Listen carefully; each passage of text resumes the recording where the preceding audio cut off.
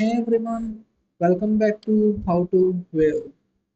If Xbox app isn't working or opening on your Windows 10 or 11 PC, here's how to fix it. First, restart your PC.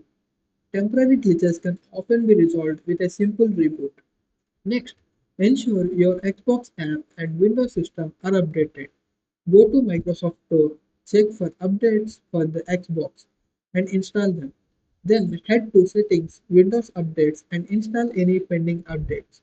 If the issue persists, reset the Xbox app, go to Settings, Apps, Installed Apps, find Xbox app, click Advanced Options, and select Reset to clear its cache. Additionally, ensure the Xbox services are running. Press Windows R, type services.msc and enter. Locate services like Xbox Live Networking and gaming services.